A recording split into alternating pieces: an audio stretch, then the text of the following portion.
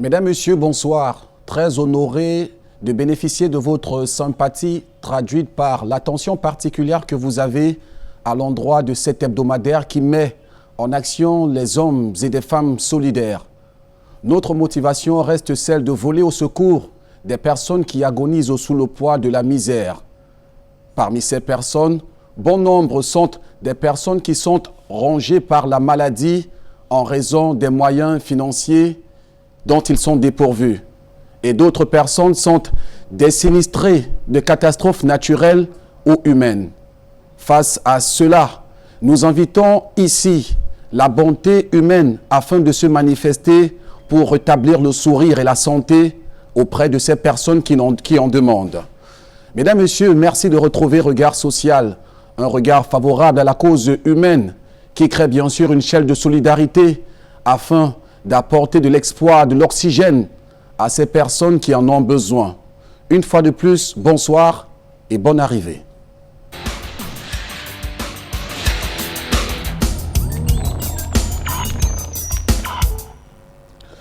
Regard Social pour cette édition est une visite guidée via bien sûr le truchement des spécialistes de santé qui nous tiendront la chandelle afin de comprendre certaines maladies. D'ailleurs, aujourd'hui, 3 cas sociaux qui attirent notre attention et notre préoccupation seront visités tour à tour. Tout d'abord, le cas Loïc Yvan, victime d'un accident de circulation qui lui fera, ou il verra bien sûr son genou être déboîté. Autre cas qui attire notre curiosité est celui de Férence, un jeune homme d'à peine 18 ans qui souffre d'une tumeur au genou. Et puis le cas Maman Mouto, qui est littéralement en train de pourrir. Ces personnes demandent bien sûr notre regard de faveur et implorent notre indulgence afin de leur apporter notre secours. Et aujourd'hui, nous allons essayer au mieux que cela de leur apporter de l'espoir, car l'espoir, dit-on souvent, fait vivre. Je propose pour commencer ce programme de revisiter l'histoire de ces personnes. Tout d'abord, Loïc Yvan, victime d'accident de circulation. 2021.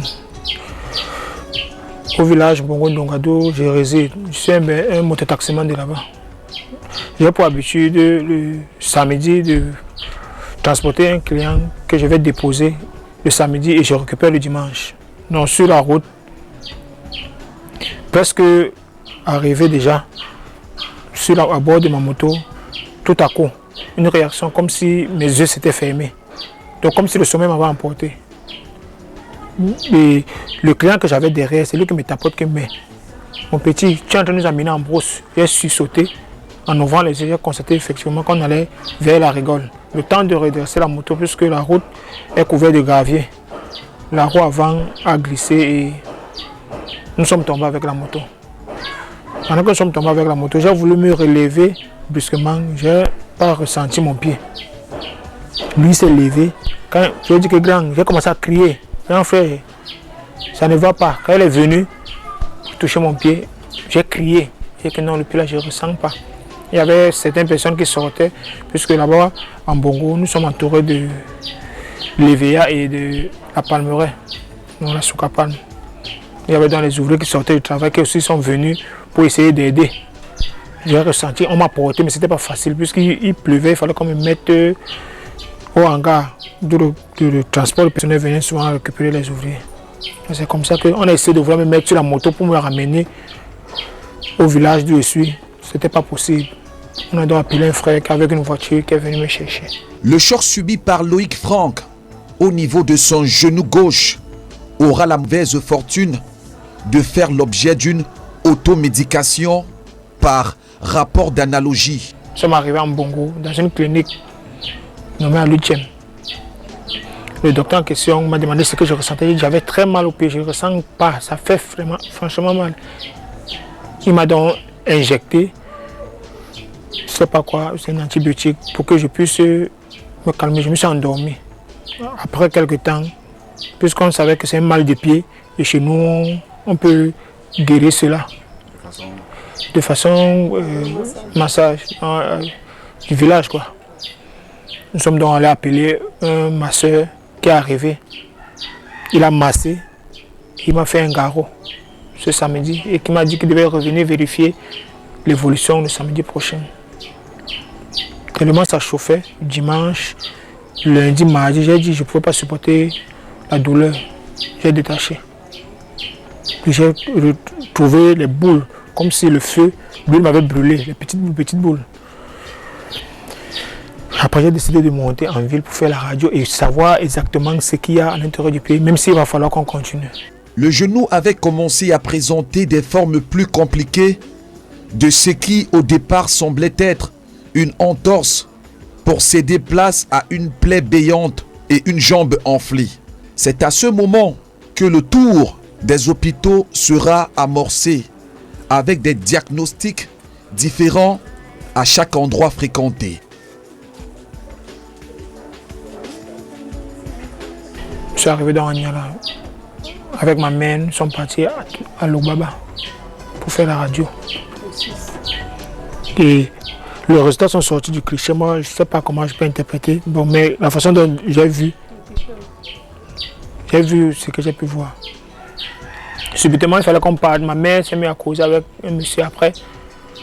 On s'est retrouvés en empruntant des motos pour l'hôpital général. Arrivé à l'hôpital général, un docteur nous reçoit qui me fait comprendre que mon pied, on doit l'amputer parce que la gangrène est en train de monter. Et si on ne le fait pas rapidement, je vais mourir.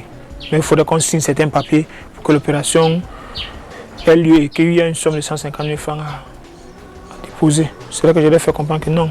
Moi, je ne peux pas. Non, 100 000 pour la caution. Oui, pour la caution. La caution pour qu'on puisse me prendre en charge. Moi, j'ai dit que non, je ne peux pas accepter qu'on ampute mon pied. Je ne peux pas accepter. On va me couper le pied. Comment je suis si jeune, j'ai une responsabilité derrière. Si on me coupe le pied maintenant, je vais faire comment? Je vais laisser les enfants, que ma femme est enceinte. C'est pas. Après, on a décidé, ma mère, dans la panique, elle est sortie, commence à monter, descendre. J'ai fait pratiquement là-bas 3 jours sans soin, où mon pied s'est plus dégénéré que comme je suis en travail là-bas, pas d'alcool, rien. Avant que je ne sortais de là, le deuxième jour, la douleur était intense, puisqu'on ne prenait pas soin de moi. J'ai donc demandé à ma femme de me soutenir pour que j'essaie de sortir hors de la chambre d'où j'étais, la chambre à coucher d'où j'étais. Je me suis mis à travers du couloir que personne ne monte, personne ne descend, avec la douleur que j'ai ici.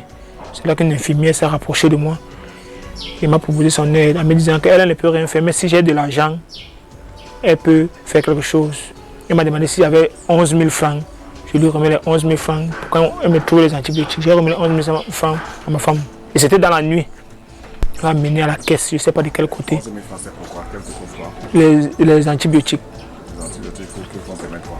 Pour permettre de calmer la douleur, que je puisse dormir parce que je ne dormais pas. J'avais tellement mal. Ils sont partis. Elle est revenue avec 2 boîtes.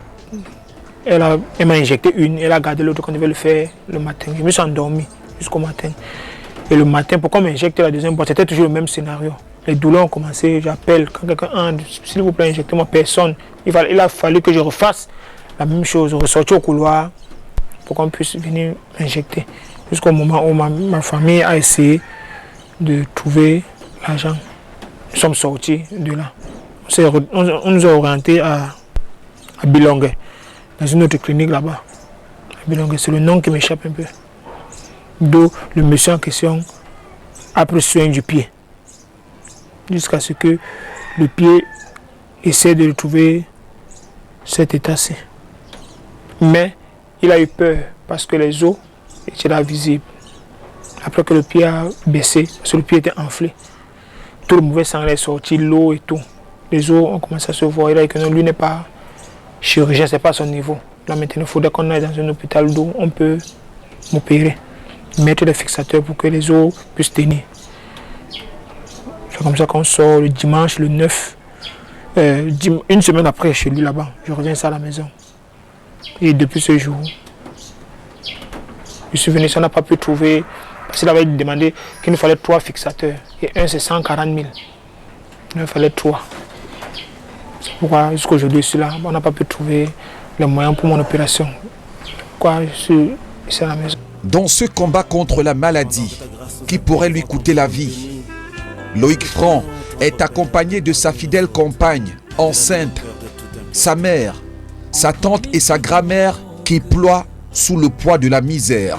Faute de moyens, Loïc se retrouvera à la maison familiale, pris en charge par les siens. Fais lire sur moi ta face, de mes lèvres impures au grand roi. Oh oui, j'ai péché contre ta loi, et mes crimes et mes fautes éternelles, tu peux les effacer, Seigneur. Purifie mon cœur, sanctifie ma vie, ô Saint d'Israël, je te le prie. Purifie mon cœur, sanctifie ma vie, ô Saint d'Israël, je te le prie.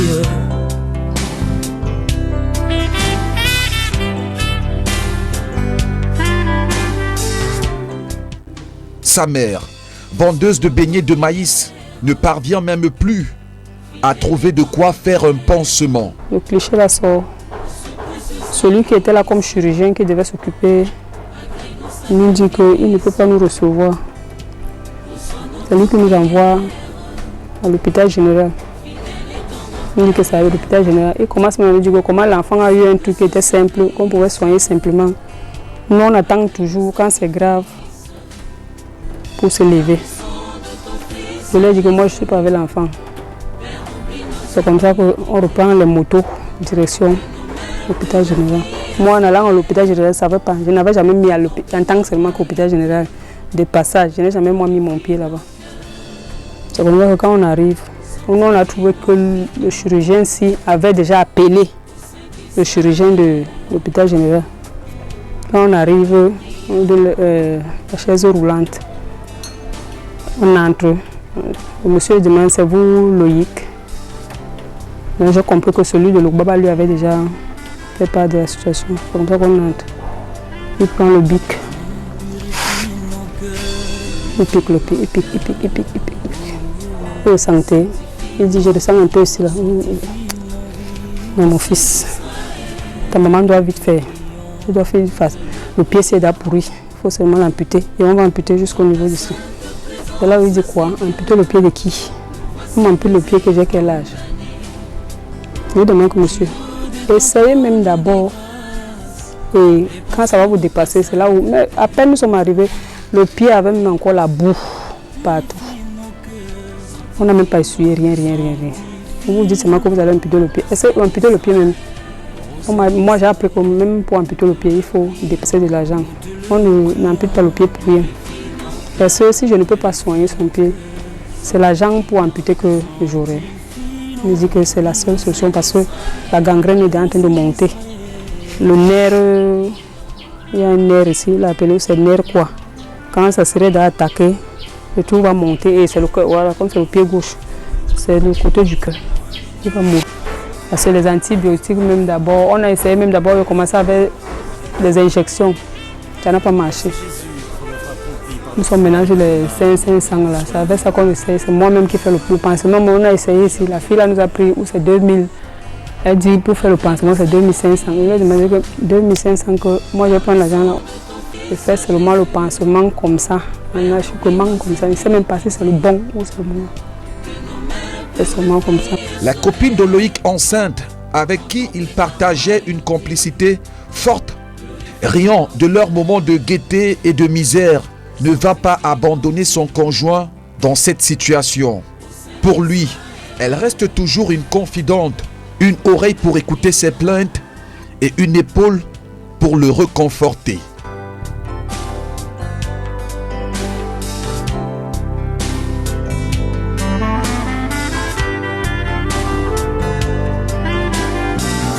Purifie nos cœurs.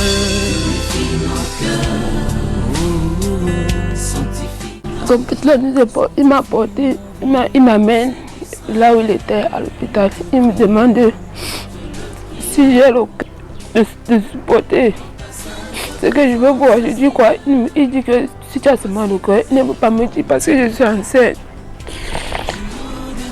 Je vois comment nous sommes en train d'entrer vers l'hôpital. Je vois la moto de mon mari garée. On entre à l'hôpital, je le vois coucher sur le lit. Pieds enflés, temps déjà cassé. Comment ça peut dire que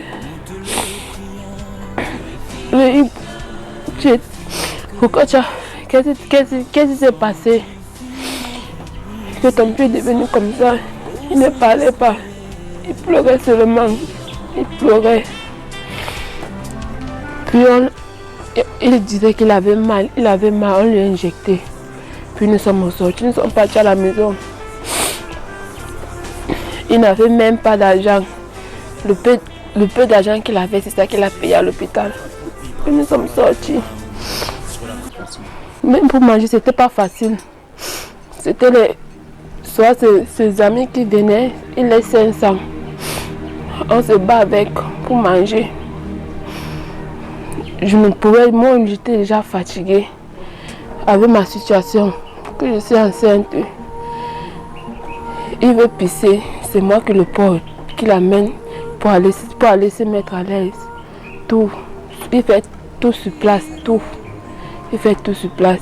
Ça n'allait pas. J'étais aussi avec ma petite soeur, elle aussi, elle est malade. Donc ça n'allait vraiment pas. Avec le peu d'aide que les gens nous aidaient, on a pu en avoir l'argent de transport pour venir à Douala. Nous sommes venus chez sa mère, qui est ma belle-mère. On passait des bons moments. Mais depuis qu'il a eu son accident, vraiment rien ne marche plus. Rien. Même pour que quelqu'un mange,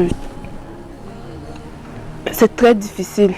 L'état de santé de Loïc a fini par empiéter sur la vie des personnes qui lui témoignent encore un attachement, allant jusqu'à sévrer sa famille de la pitance. Tout effort est consacré à le tenir en vie. C'est pourquoi, cette fois encore, notre chaîne de solidarité est mise à l'épreuve afin de manifester notre intérêt à la vie, celle d'un être humain qui a tout perdu, tout jusqu'à l'espoir.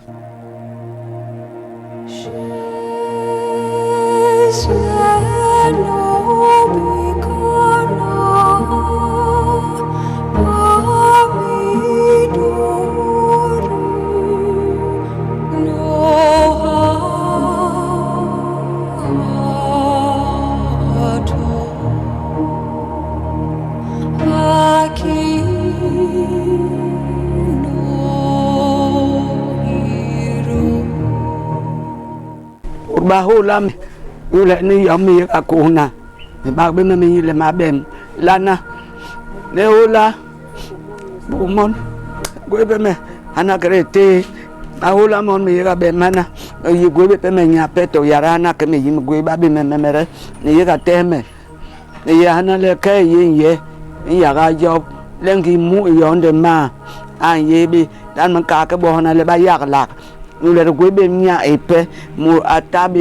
Avec ma moto, j'essaie de m'en sortir et de prendre soin de ma petite famille, malgré qu'à des moments aussi c'était pas facile.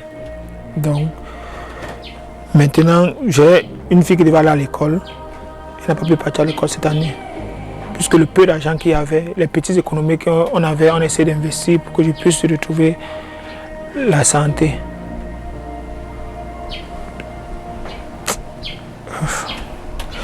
Et je demande de l'aide à mes jeunes frères qui sont partout dans le monde, de pouvoir me venir en aide pour que même après cette étape, je puisse retrouver la société et essayer de continuer mes activités. Je demande à tous les hommes de bonne volonté du monde entier de me venir en aide. Les enfants, moi déjà, je ne sais même pas. J'ai essayé à mon niveau. Ça n'a pas marché. Ma famille et moi, ils sont derrière moi. Les antibiotiques, tout, rien. Je ne sais pas. demande aux âmes de bonne volonté de me venir en aide, qui retrouve sa santé, qui s'occupe de sa famille. Elle a là elle est enceinte, même pas une visite. C'est pas je demande aux âmes de bonne volonté qui me regardent de me venir en aide. Nous demandons aux âmes de bonne volonté, à nos frères du monde entier, à nos sœurs et à nos pères, à nos mères, de nous venir en aide par rapport à notre situation.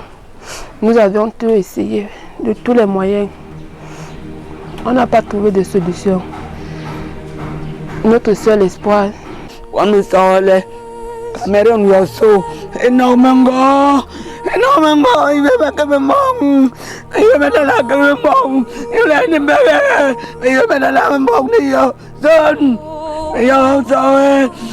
La bonne moto, la Cameroun, la Olame, la lié calome, la laye, mesdames, la bime bon yom to yara, me gwebe pemengu, me ya le pon me bar me yile, amuranka lona, alatime, la noni, me yile me bon la Cameroun, énormément.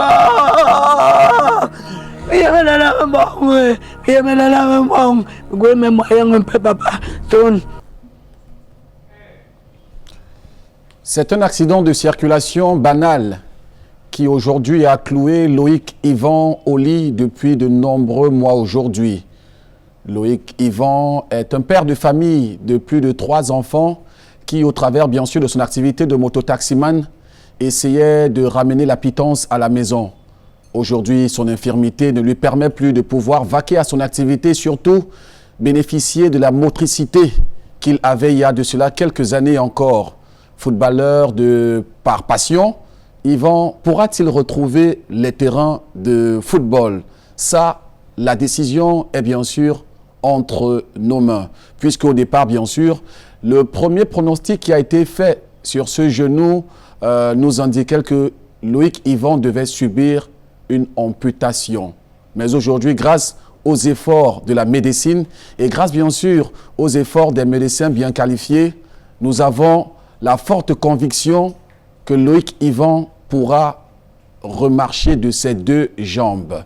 Et pour nous accompagner sur ce plateau, Dr Djoukeng Franck Blaise, qui est médecin à la polyclinique PTC RIA de Lok-Bessou. Bonsoir Franck.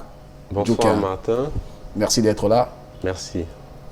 Avec nous également, Dr Tao Gustavo Cédric, qui est médecin aussi. Bonsoir Gustavo Tao. Bonsoir. Merci pour l'amitié d'être là. Je rappelle bien sûr que vous aussi, vous êtes dans un centre de médecine. C'est du côté de Makepe. Merci pour l'amitié que vous témoignez à chacune des occasions lorsqu'on vous tend un carton d'invitation à ce programme. Également, notre soleil de minuit sera avec nous en entame de ce programme. Elle, c'est Madame Irène Tembe. Bonsoir, bon soleil. Bonsoir, de minuit. De minuit. Bienvenue sur ton plateau. Merci. Alors, aujourd'hui, c'est au tour du cas de 3 cas. Nous commençons par celui de Loïc Yvan. On a engagé un processus qui consistait à pouvoir faire ce jeune homme retrouver bien sûr retrouver sa motricité, on va faire en termes simples. Aujourd'hui, sauf que les efforts qui ont été consentis, qui ont été multipliés par ces soldats de la solidarité ne permettent toujours pas à ce que ce jeune homme puisse bénéficier de toute une prise en charge, une batterie de prise en charge pour lui permettre de retrouver bien sûr ses 2 jambes. Aujourd'hui, Loïc Yvan est à cet endroit et bien sûr il y a un blocus. Irène Tembe. Tout à fait. Il y a un blocus malgré tous les efforts que nos chers soldats de la solidarité ont pu faire. Nous sommes toujours bloqués avec le cas de Loïc Yvan parce qu'actuellement, comme je disais la semaine dernière, nous avons son devis estimatif est dans les 4 millions de francs CFA. Et il faut noter qu'après une opération chirurgicale, il y aura également la prise en charge post-opératoire qui va assurer le relais avec les pansements, les antibiotiques et tout. Donc, chers téléspectateurs, nous avons contribué le montant de 1 390 206 francs CFA. Et vous convenez avec moi que cette somme n'est que le 3, je ne peux même pas dire 3 quarts, n'est que le, disons, 30%, oui, 30% du devis estimatif que nous devons déposer sur la table afin que Loïc Yvan puisse retrouver la motricité de ses jambes. Parce qu'il faudrait souligner qu'il y a des médecins italiens qui vont prendre à charge Loïc Yvan et c'est une chance très inouïe de la saisir parce que c'est un rapport médico-palais d'amputation, mais là nous avons cette occasion inouïe de remettre Loïc sur ses deux jambes. Donc, chers soldats de la solidarité, il est encore temps, via les numéros de téléphone qui s'affichent au bas de votre petit écran, le 690 50 50 94 ou le 675 35 25 16, de bien vouloir composer votre téléphone. Vous connaissez le code secret. Vous envoyez tout simplement votre nom, le montant contribué ainsi que le nom du cas. Parce que ce soir, nous aurons sur ce plateau 3 cas sociaux. Donc, vous précisez que pour le cas de Loïc Yvan. Et il est aussi à noter que vous avez la possibilité de contribuer pour tous les 3 cas qui seront présentés ce soir. Vous avez la possibilité de partager votre don. Ne vous dites pas que non, j'ai 500 francs. C'est minable, c'est le geste qui compte. Ces 500 francs peuvent être dispatchés entre les 3 cas. Car une seule main, comme je le dis toujours, ne peut pas attacher un sac. On a besoin de cette solidarité, de cette chaîne pour pouvoir redonner du sourire à cette famille, pour pouvoir permettre à ce nouveau-né, c'est-à-dire ce bébé qui va bientôt naître, d'avoir un papa qui le prendra dans ses, d'avoir un papa qui le tiendra dans ses bras. Donc, chers soldats de la solidarité, donnons un très beau cadeau de Noël, un très beau cadeau de fin d'année, une très bonne année à Loïc Yvan, en contribuant via les numéros magiques qui s'affichent au bas de votre petit écran. J'aime à le dire, lorsqu'on engage un combat contre la mort, il serait mieux de gagner ce combat. Et ce combat consiste bien sûr pour nous de nous armer et d'aller jusqu'au bout de la mission qu'on a entamée. Si on a commencé par contribuer pour Loïc, la réussite ou encore la victoire sera lorsque Loïc va véritablement se lever de son lit. Ce sera notre victoire. Je reste convaincu que par votre volonté, nous serons tous ensemble, nous saurons conjuguer des efforts pour rétablir ce jeune homme. Nos invités, Dr Joaquin Frank. Alors, docteur, avec vous, on va commencer par parler du cas de Loïc Yvan que vous connaissez si bien. Loïc Yvan, concrètement, après le pronostic, le diagnostic qui a été posé, de quoi souffre Loïc Yvan? Loïc est un jeune homme qui, d'après le reportage suivi et les reportages précédents que nous avons écoutés sur Loïc, c'est un jeune homme qui est mototaximène et ce jeune homme, avec son emploi le prédispose à avoir des traumatismes surtout sur le plan traumatologique, orthopédique. Et Loïc, lorsque nous l'avons reçu dans notre structure à la polyclinique PTC Réa, on a fait un examen physique de Loïc et des examens complémentaires ont également été ajoutés afin de confirmer le diagnostic de Loïc qui a été une luxation antérieure du genou compliquée de perte de substances cutanées et d'atteinte neurologique.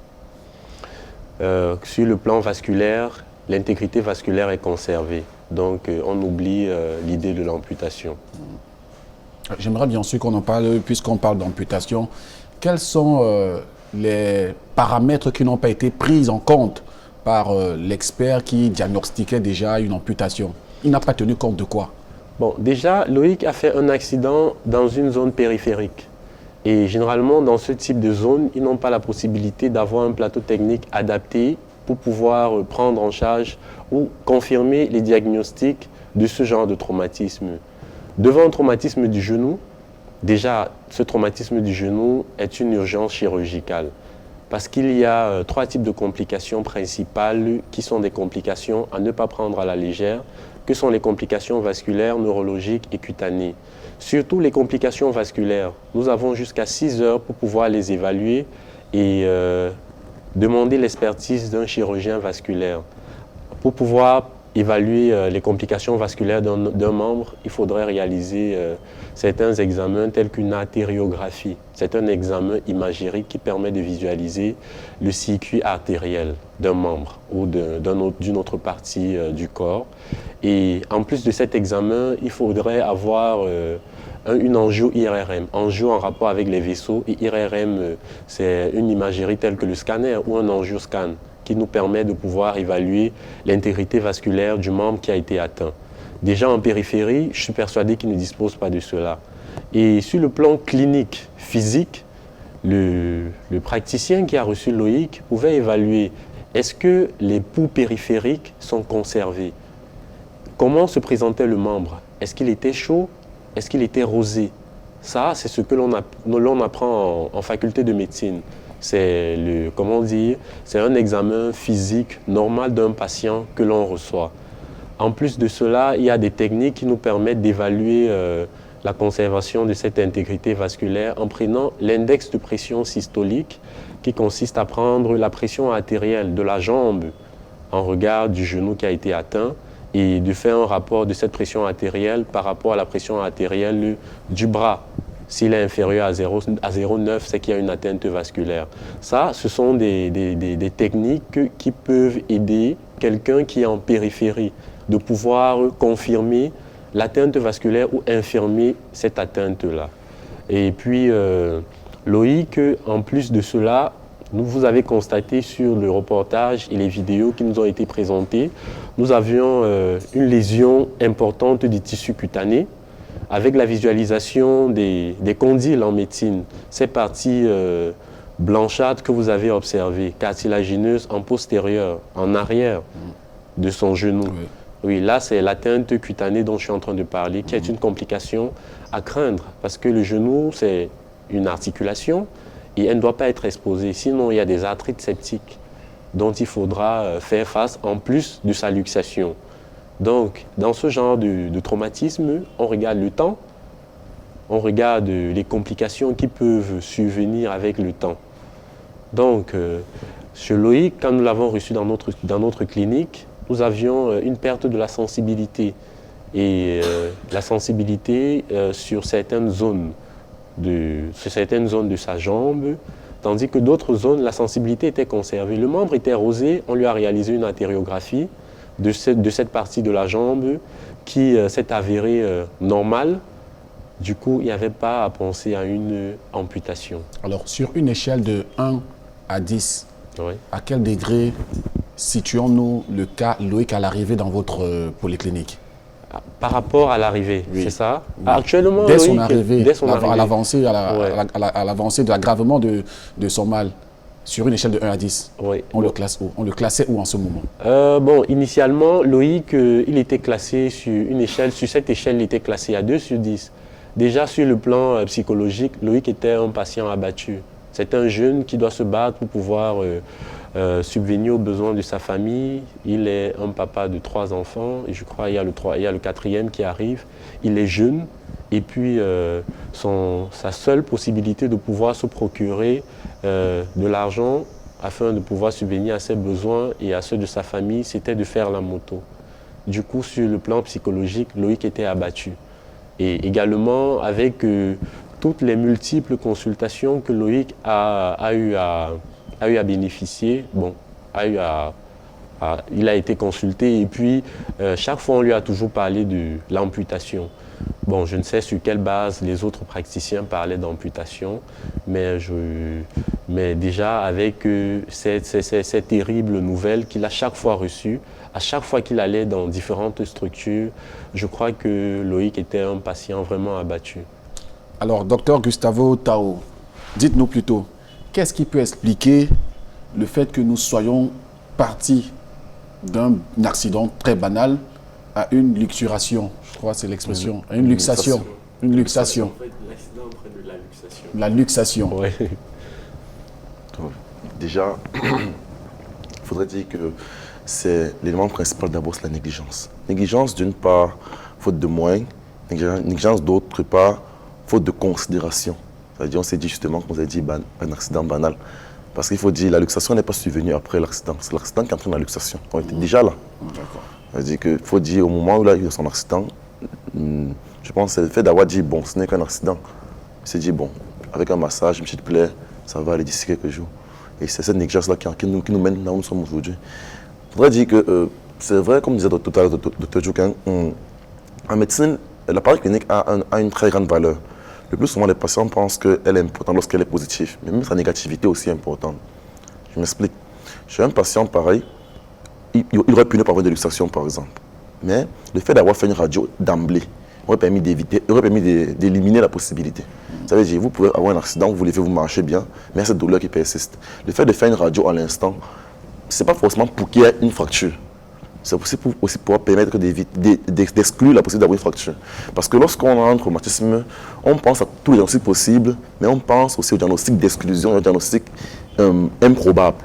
En médecine, chez nous, en Afrique, avec la limite de moyens, la plupart des médecins se focalisent sur ce diagnostic positif qu'ils ont. Et lorsqu'on a un patient devant nous qui pose un tableau clinique, on ne pense à ce que ça peut être. On oublie aussi que ce même tableau peut donner d'autres pathologies. C'est le même cas que vous avez même en clinique classique, hormis la chirurgie. Donc je pense que chez lui, c'est d'abord la négligence. Maintenant, l'aspect financier aussi a eu un grand impact. Votre raisonnement, comme disait le Dr. Djoukhin tout à l'heure, il a eu la chance d'être revenu en zone urbaine. Parce qu'il y a en zone rurale, on pense plus au pronostic général qu'au pronostic particulier. Ces médecins qui ont pensé à amputer, je ne sais pas si c'était des médecins ou autres, je me dis ces pratiquants qui ont pensé à amputer, la faute n'est pas eux. Peut-être sur le coup, ils sont dit amputer sauverait le reste du corps. Ils ont pensé à la plus grande partie du corps qui devait rester. Et surtout, il y a une insensibilité qui se fait sentir. Il n'y a pas de moyen peut-être pour mieux investiguer ou pour peut-être poser un meilleur diagnostic. Ils sont lancés sur ce qu'ils avaient sous la main. Une amputation aurait peut-être sauvé le reste du corps. Ils se sont dit moi, je pense dans ce moment-là, on voudrait simplement que c'était la famille référer le cas avec une structure plus adaptée. Alors, lorsqu'on est dans l'arrière-pays et qu'on subit ce genre d'accident de circulation, normalement, qu'est-ce qu'il y a lieu à faire, tenant compte bien sûr du manque de plateau technique adéquat pour le genre de cas? Alors, on va répondre à cette question de trois. Qu'est-ce qu'il faut faire? Les premières mesures à tenir. Pour le patient personnellement. Je pense que pour le patient personnellement, qu'il soit adulte, qu'il soit majeur ou mineur, ça varie. Lorsque le patient est mineur, j'invite principalement les adultes à ne pas prendre à la légère les constatations du patient. Et lorsqu'il dit j'ai mal, ne disons pas que la douleur va passer demain, ça va passer après-demain. Non, sachant que c'est la mal, il faut penser. De deux, en les adultes, même aussi, il faut aussi négliger la douleur. Parce que la plupart du temps, lorsqu'on est un peu plus grand et qu'on est livré à soi-même, lorsqu'on a un petit traumatisme ou une petite plainte, c'est toujours bon. Je vais aller payer à l'hôpital la constatation, payer la radio, payer ceci, alors qu'on va me dire après que tout est revenu normal. Je vais observer peut-être 2 jours à la maison, je vais voir comment ça évolue. Souvent, c'est ça qui nous mène à des cas pareils. Maintenant, pour le pratiquant aussi, lorsque tu reçois un cas pareil, il ne faut pas penser proche du patient. Dis-toi que si tu penses à une pathologie, explique bien à ton patient ce qu'il peut avoir. Et si maintenant les moyens ne sont pas en sa faveur, je pense que les hôpitaux publics ont des services sociaux pour lesquels on peut se tourner. À défaut, on touche la famille. Parce que ce cas aurait pu être évité si on avait pris en charge très tôt. C'est pourquoi même je trouve peut-être à la clinique de Dr. Djoukhin, ils sont pris par les délais. Parce que c'est très délicat. Chaque jour qui passe, empire encore plus son pronostic. Raison pour laquelle nous avons marqué un temps d'arrêt dans ce programme, un temps d'arrêt véritablement pour évaluer l'évolution de la maladie, de ces cas qui sont encore à la traîne. Des cas pour lesquels nous avons commencé à tendre la perche, mais allons-y au bout de nos actes, de nos actions, en permettant à ces patients de véritablement recouvrer la santé. Et c'était pour nous l'occasion, surtout pour nous très important, de permettre à ces personnes de pouvoir jouir d'une parfaite santé. Le tout ici est de pouvoir donner la chance à d'autres de ces malades. Alors, docteur Franck, dites-nous, Franck Djoukhin, pourquoi Loïc a-t-il été victime de traumatisme? Déjà, en raison du travail que exerce Loïc. Loïc est un mototaximène et il est à risque d'avoir des accidents de la voie publique. Et sur le plan épidémiologique, les luxations ou les luxations du genou, traumatisme, tout autre traumatisme sur le plan orthopédique, généralement c'est en rapport avec le métier. Et le plus souvent, c'est plus les hommes qui sont atteints que les femmes. Parce que les hommes sont plus à risque parce qu'ils pratiquent des métiers où il y a des risques de traumatisme. Des accidents de la voie publique, accidents de travail, accidents de sport. Donc Loïc, il est prédisposé. Il est jeune et généralement la tranche d'âge, c'est entre 25 et 45 ans. Et Loïc, il a 28 ans. Quels sont les risques que ce traumatisme peut causer? Oui, comme je l'ai dit précédemment, les risques de ce traumatisme, sur le plan physique, ce sont des complications. C'est un traumatisme qui est considéré comme une urgence en médecine. Ce sont des complications qui sont vasculaires, neurologiques et cutanées. Les complications vasculaires, j'en ai parlé, et puis chez Loïc, on a exclu l'hypothèse ou l'idée de l'amputation. Les complications neurologiques, nous avons des nerfs, le nerf poplité commun, et puis le profond et le superficiel qui peuvent être atteints dans le cadre de Loïc. Et puis, concernant les complications cutanées, déjà, il peut y avoir une perte de substance cutanéo-musculaire due à l'incident, au traumatisme, due aux dermabrasions, et également le retard de prise en charge. Et la mauvaise prise en charge également peut davantage favoriser une surinfection, parce que la peau est un élément protecteur de l'organisme. Comme une enveloppe. Oui, comme une enveloppe protectrice de l'organisme. Et lorsque cette peau-là lorsqu'il y a une effraction de cette peau, il y a des infections qui surviennent, parce qu'il y a déjà sur cette peau, il y a des germes qui ont colonisé la peau sur le plan extérieur, qui vont trouver une brèche et puis vont s'y intégrer et favoriser des surinfections. Donc, vous avez constaté, Loïc, il y avait une visualisation de ces deux parties-là que l'on appelle les condyles fémoraux. Et déjà, ce sont des signes d'infection. Et lorsque nous avons reçu Loïc à la polyclinique PTC-REA, nous avions des plaies qui étaient assez purulentes. Donc, il a dû, avec des techniques assez avancées de prise en charge des plaies, dont Loïc est en train de bénéficier à la polyclinique PTC-REA, il a bénéficié d'un écouvillonnage initialement, afin de pouvoir trouver un antibiogramme spécifique aux germes qui sera trouvé. On ne prescrit pas les antibiotiques à l'aveugle. Lorsqu'on a une plaie, on fait des écouvillonnages et puis on met le patient sous antibiothérapie à large spectre, le temps que les résultats de l'écouvillonnage reviennent, où nous aurons un antibiotique spécifique en fonction du germe retrouvé. Nous comprenons aisément, ma chère Irène Tembe, que Loïc a véritablement besoin de moyens financiers. Véritablement.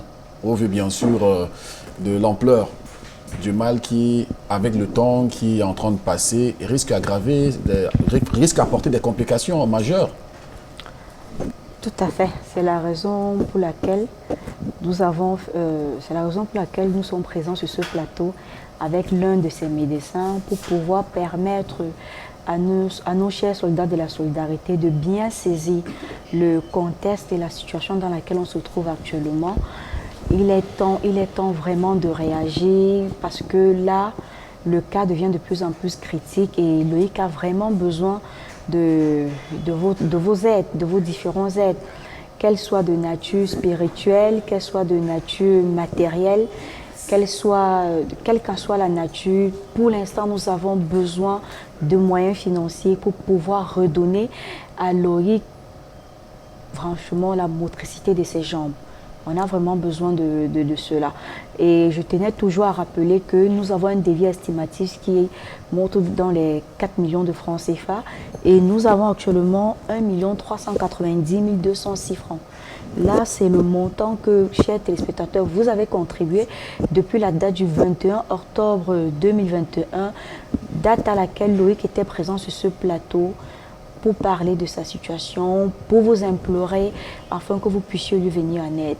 Donc, comme vous le constatez, nous avons vraiment besoin de vous via les numéros de téléphone qui s'affichent au bas de votre petit écran, à savoir le 690 50 50 94 ou le 675 35 25 16. Et vous avez également la possibilité de vous rapprocher directement d'Equinox Télévision pour déposer votre don. Également, pour ceux qui se trouvent à l'étranger, vous avez la possibilité d'effectuer vos transferts d'argent via les numéros de téléphone qui s'affichent au bas de votre petit écran ou encore à travers l'application TapSend pour ceux qui sont du côté de la diaspora. Nous devons de vous rendre compte de ce à quoi, vers où bien sûr sont destinés, vers quoi sont destinés vos francs, symboliques soient-ils pour nous, mais alors assez énorme pour contribuer bien sûr au bonheur des autres. N'hésitez surtout pas à manifester votre générosité, votre altruisme, montrer combien de fois l'homme est une valeur au-delà des autres valeurs. Et donc, car il y a beaucoup de bonheur à donner qu'à recevoir. Alors, qu'est-ce qu'on a fait avec les premiers fonds récoltés, ma chère Irène? Oui. Les premiers fonds ont servi naturellement déjà. Tout à fait. Actuellement, nous avons déjà dépensé 1 270 300 francs CFA. Là, c'est les dépenses que nous avons déjà effectuées au niveau des examens, au niveau de sa prise en charge et tout, mais son opération, il en a vraiment besoin. Donc, vous convenez, vous voyez avec moi qu'actuellement, nous n'avons en caisse que 119 906 francs. C'est tellement, je ne sais pas quoi dire, par rapport au montant de 4 millions, c'est insignifiant. Donc, on a vraiment besoin de vous. Allez-y, manifestez-vous, faites bouger les lignes. Sachez qu'il y a une vie qui est bien sûr au bout de cette corde. Essayez de tendre la main à ces personnes qui en ont besoin. Manifestez-vous via bien sûr les numéros au bas de votre petit écran. Alors, que sont devenus les sous affectés pour la guérison? À quoi auraient servi les sous affectés pour la prise en charge de Loïc? La première partie des sous affectés, c'est en image qu'on ira voir tout cela. Il y aura la mobilisation de beaucoup de fonds.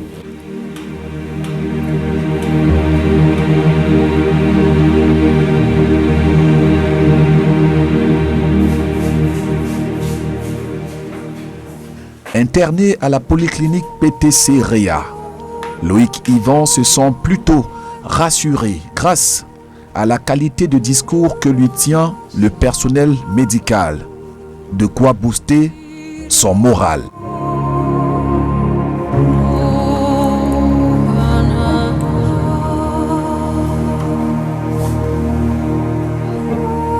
Oui, je suis entré aujourd'hui à la clinique pour commencer à suivre mes soins et les docteurs et les infirmiers m'ont assuré que, à la grâce de Dieu, les choses vont bien se dérouler.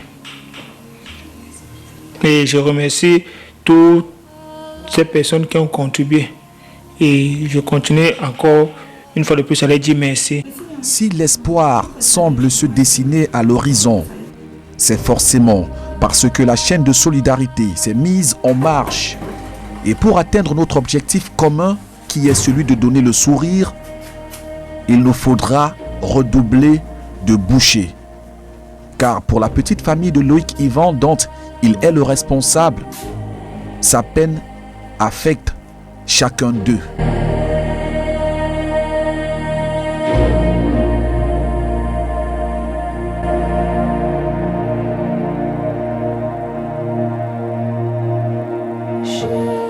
Je m'appelle Bimi Bienvenue, la maman du patient Loïc, de l'émission Regard Social du 21 octobre 2021. Je suis à l'hôpital, à la polyclinique PTC Réa de Lobessou pour les soins du patient Loïc, que vous avez beaucoup contribué. Nous sommes à la première journée de ces soins.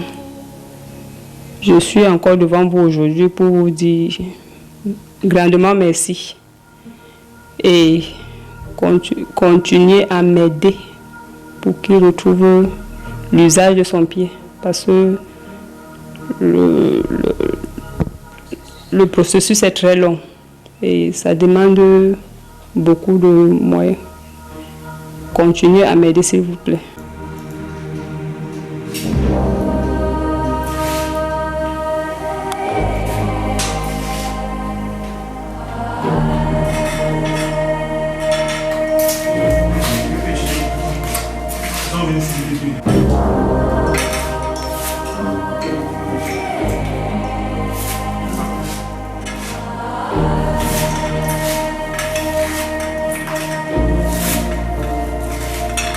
Pour moi, c'est Esperanza Social Léon. Je suis sa femme. Nous sommes à la polyclinique PTC de l'Augusson avec le patient Loïc Yvan. Nous remercions vraiment à tous ceux qui ont pu contribuer pour son bien-être, pour sa maladie, de bien vouloir continuer à nous venir en aide.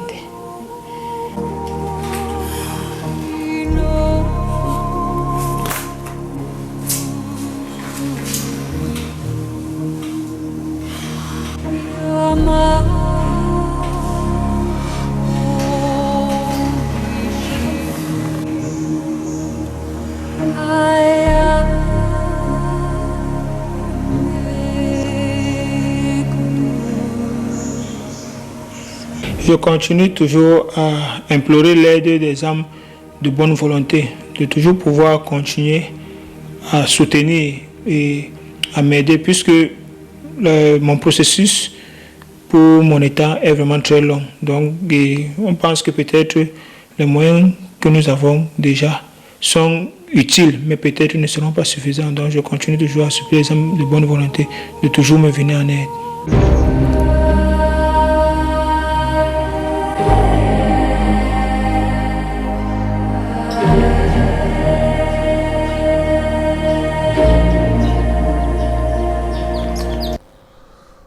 Voilà bien sûr le point sur la situation. Loïc Yvan, qui a connu déjà les prémices d'une prise en charge du côté de cette clinique spécialisée dans ce genre de cas. D'ailleurs représenté ici par Dr Franck Djoukeng Blaise qui nous assiste. Alors, Franck, dites-nous plutôt, de quoi il était question dans cette première phase de prise en charge? Déjà, Loïc, il a bénéficié d'une panoplie d'examens, des examens préopératoires et également des examens biologiques, imagériques également. Et la luxation de Loïc a été réduite et le membre a été mis en traction sous table spécialisée de traction afin de pouvoir favoriser davantage la cicatrisation des structures atteintes. Alors, maintenant, à cette phase, que reste-t-il à faire? Loïc, comme je l'ai dit dans le reportage, doit bénéficier d'une chirurgie.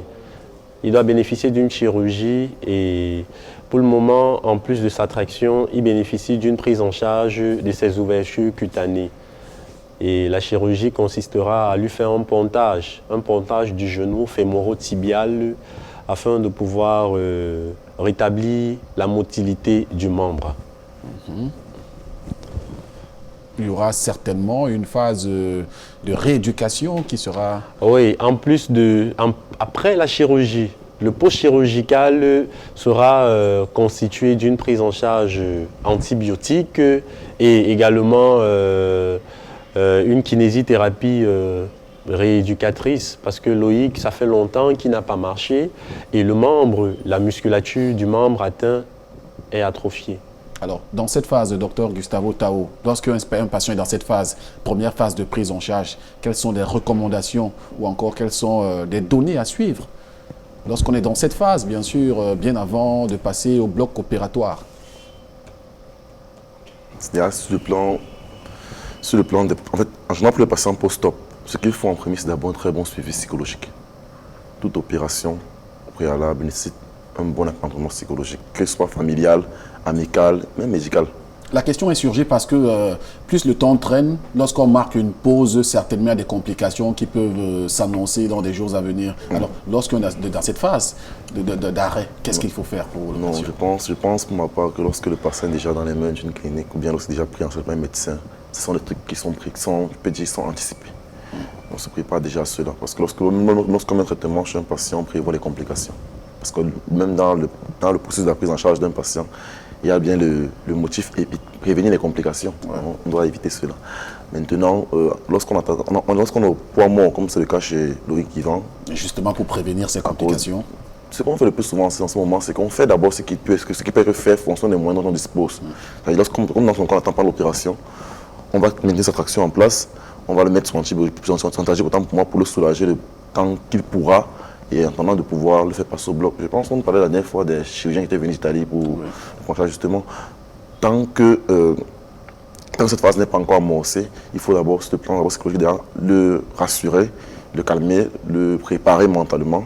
Et du côté médical, je pense, la plupart du temps, lorsqu'on attend le bloc, on s'occupe juste de lui sur le plan des signes fonctionnels. Éviter la douleur, préparer mentalement le patient et attendre le bloc en fait. C'est pourquoi, comme je disais la dernière fois, en chirurgie, chez nous, le plus dur en chirurgie, ce n'est pas l'acte qu'on pose, c'est ce qu'on va aller appliquer. La chirurgie, ce n'est pas l'acte qui est le plus coûteux, mais ce sont les intrants. Coûte beaucoup, surtout en traumatologie. Beaucoup. On passe souvent communément au quartier, on a mis le fer à mon pied, c'est le fer qui coûte cher. D'accord. Par exemple, c'est pas trop aller couper, fermer, c'est tout cela. Et ça demande certaines mécaniques, des types de fer particuliers, tout cela coûte cher. C'est pourquoi dans ces cas, souvent la chirurgie chez les patients, en surtout en traumatologie, elle demande beaucoup de temps de préparation, mais elle est très importante. Elle est vraiment vitale. Parce que lorsqu'un patient a une, comme c'est le cas chez lui, luxation pareil, ce n'est pas opéré qu'il ne pourra jamais marcher. D'ailleurs, c'est une aubaine pour Loïc Yvan d'avoir ces médecins italiens qui sont là, spécialistes de la chose, qui vont se charger de son cas certainement grâce à vos nombreuses contributions qui commencent déjà à nous parvenir. Mon soleil, je ne me trompe pas. Pas du tout. Je suis Ce sourire est prometteur, ça veut dire que de bonnes choses se passent. Dis-nous plutôt tout. Oui, on va faire quelque chose qui n'est pas de coutume sur ce plateau. Nous allons vivre en direct, chers téléspectateurs, vos dons que vous êtes en train d'envoyer. Et nous allons entamer la lecture des différentes contributions que nous sommes en train de recevoir. Lisette me 3 000 francs. Flavienne Tchabeyounia, épouse Zinda, 500 francs. Michel Com, 500 francs. Manuela Médon Kamtieni, épouse Folon, 1500. Sarah Rose Lobate Bako à 500 francs. Micheline Emenguindi, 3 000 francs. Jacqueline Doufak, 1000 francs. Maurice Kenfak, 5 000 francs. Rodrigue Chedjengekem, 1000 francs.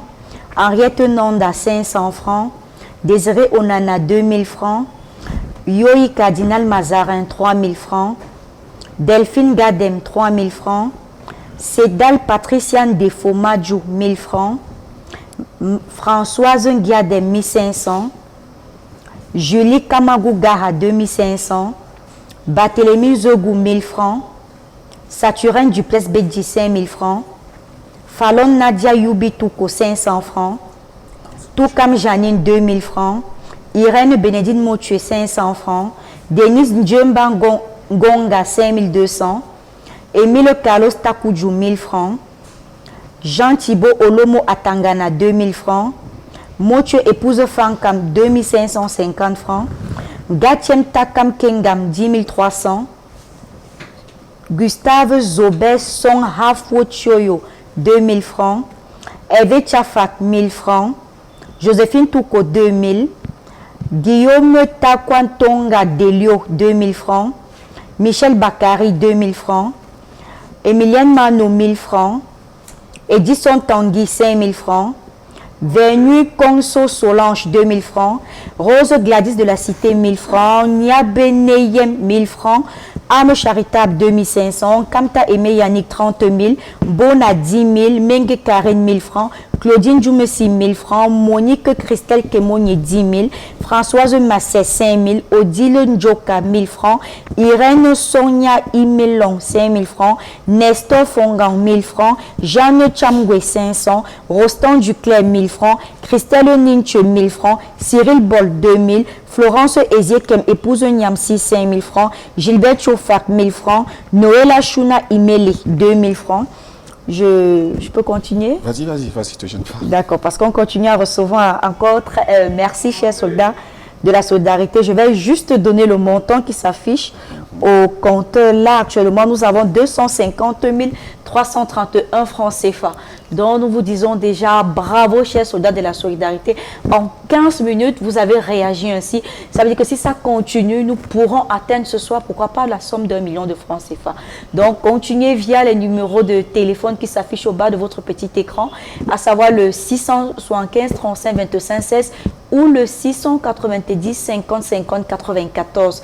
Et bien vouloir préciser par message le cas pour lequel vous êtes en train de contribuer. Je continue à recevoir.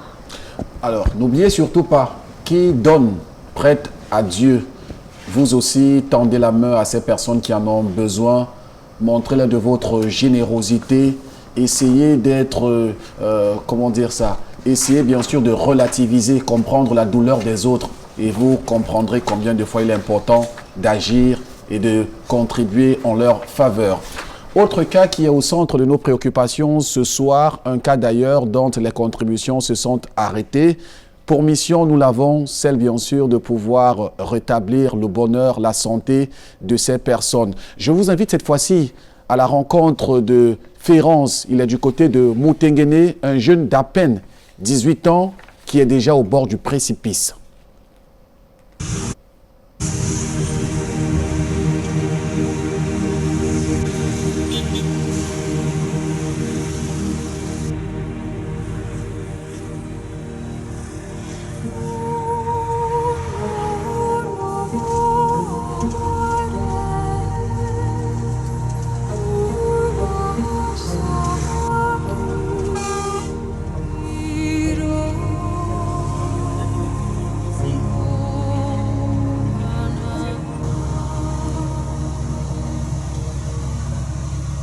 La vie pour l'ensemble des composantes sociales ne garantit pas les mêmes chances à chacun. Si pour d'aucuns, elle réserve les privilèges d'une vie pleinement épanouie, pour d'autres, ce sont les ignominies les plus réprovantes. Et ce dernier cas est celui d'une famille. Nous sommes à Moutenguene, dans la commune de Tiko, département du Fako.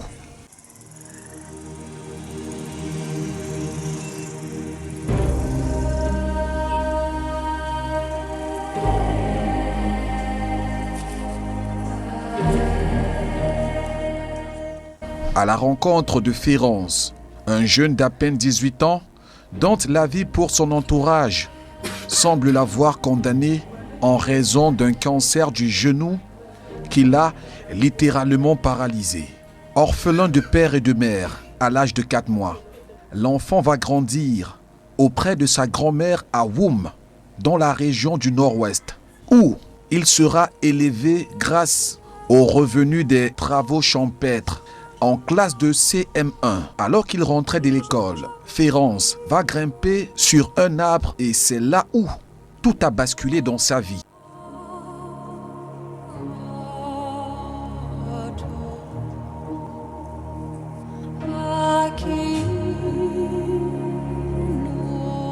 So, I was schooling. This crisis started. I stopped schooling. This thing started. I was walking now. Now I cannot even walk. Even to ride bike, I cannot ride the bike again. That is why. The thing has been now 2 years. I cannot even move. I'm feeling pains.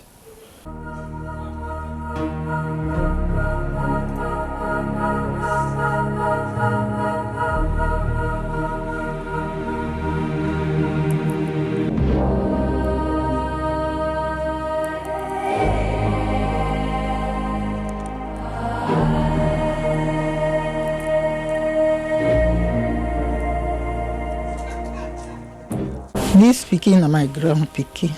Na my grand pikin wey im mama die leave am for my hand. Im mama born for Limbe. Sick whole way will take he for village. He go die. With this pikin dey 4 months. As e dey 4 months, me and my husband will still be. We dey buy over tree, we try so they can waka. Further they go 18 years now. The time we he go primary school, he reach class 5. As he reach class 5, one day like that, he go climb some money mango. As he climb for the mango, he fall down at the inside house. I want you they shout, they carry he bring him for house. He get complaint. The very deep food with the class. They look, say no. They don't see what will be inside his blood. They don't see him, they see the inside his bone. And from they give me book, say, you go bingo. I take it, go. You go talk, say, yes, na cancer, mommy. For starting treatment, na 80,000. You get them? I say, I don't get them. I transfer away, I try get them for can't reach here. I come back for Bamenda for my sister's house. I tell them, say, they say, Federal get cancer. They say, Auntie, how we do now? We money no day. I say, no. When I call Mercy, they call Mercy talk.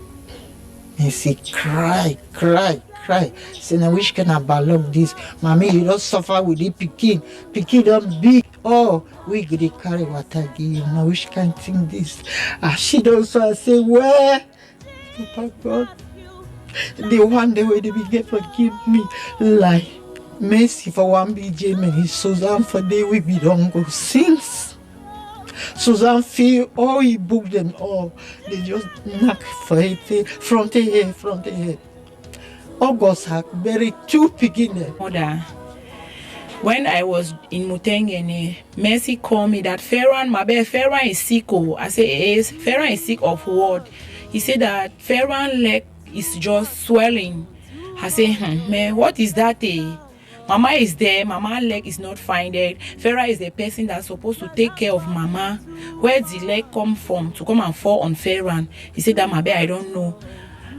I did not even know that the leg was her. I'm seeing it now. I was here one day. She called me that Ferran is in at Bingo Hospital. I say, man, this situation is getting worse. So she said that you cannot even imagine. It's just that you don't have smartphone. I could have sent the leg. Now Mama tell me that now like this they don't even have money because the bed fees there is too much. They have been there for 1 month. The family struggled to raise 800,000. The money finished.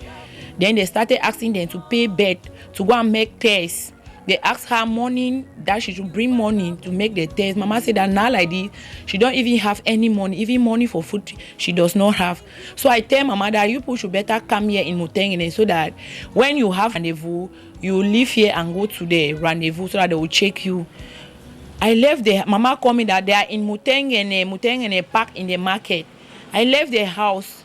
When I went there, I cannot tell you people. The leg that I saw, I cried.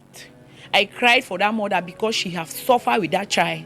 She don't have to be walking around with Ferran again. It's Ferran that should be walking around with Mama when Mama is sick, not Mama to be going around with Ferran. Then the worst situation now is that there is not even money to take care of the leg. The mother is suffering, a child is suffering. In the house here, when I even cook, you put food, the child will be unable to eat. He will be unable to eat. I'll say, Ferran, eat now. She will tell me that, Auntie Mabe, I cannot eat. I'm feeling like vomiting. That I cannot vomit. When she get à la quête de la guérison par la foi et le miracle.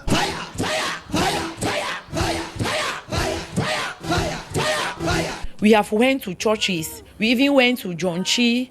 We think that we will go inside the prayer line. They will touch him. My big solution will come out. We went there, but they did not make it to reach even the prayer line. They said that we should bring medical. We'll bring the medical. They give us phone number. They said that when we reach the church on Sunday, we should call that number. They'll press us on prayer line. But we reach there. When we call the number, the boy just came out and take the. So now I'm feeling my chest hot. That is the effect.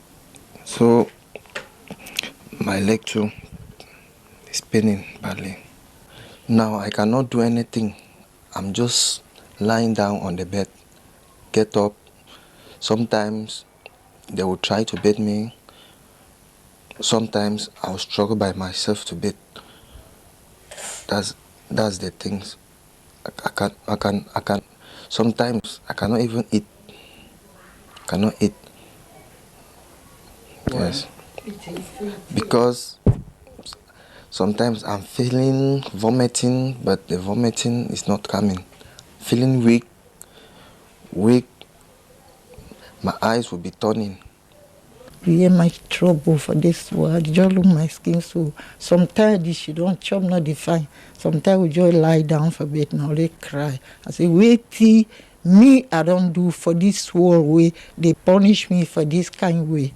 Ona people they do, ona God decide. I dey only pray for the God. I dey bow down now, live my life, live fair and life. See, Jesus, take first, take care. Férance, même pas encore à l'âge de la majorité, est déjà précipitée au bord du gouffre. Dans ses yeux pétille l'envie de vivre. Ravivons-la par le pouvoir que nous détenons. Mettons notre machine d'aide en marche.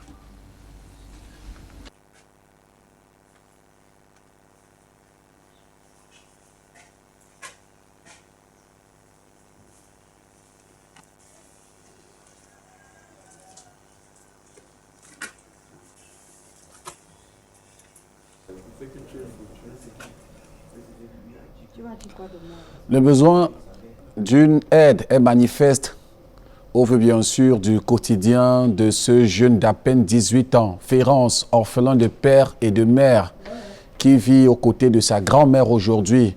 Elle livrée aux activités champêtres pour pouvoir apporter à manger dans sa famille. Le pauvre Férance a eu une formation de de mécanicien automobile, voilà. Et aujourd'hui, la maladie ne lui permet pas de pouvoir faire son travail bien appris.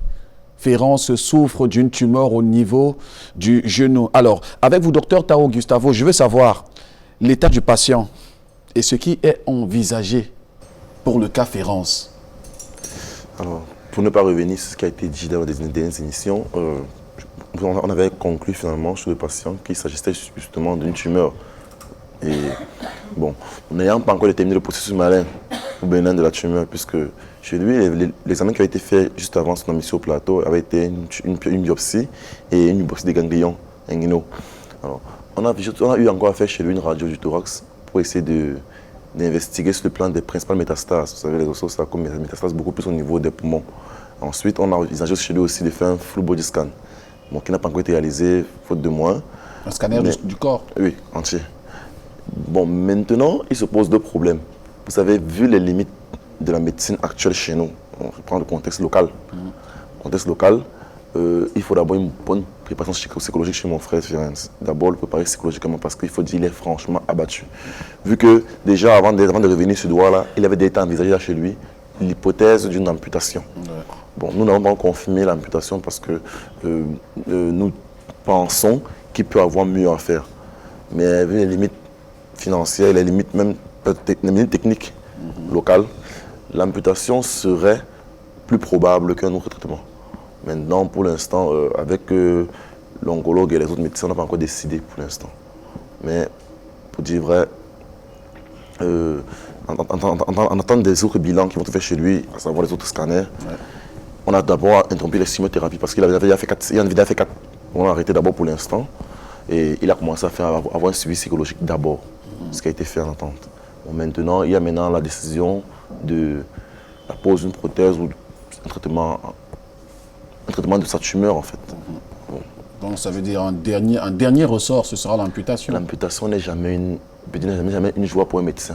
En médecine, le but c'est de redonner la vie, c'est pas d'enlever un truc.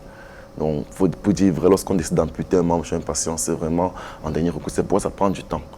Lorsqu'on décide d'aller faire une amputation, il faudrait qu'on soit concerté tous les intervenants et qu'on ait trouvé que c'est la seule optique possible. Comme dans le cas de Vivant Loïc, on ne décide pas d'amputer comme ça.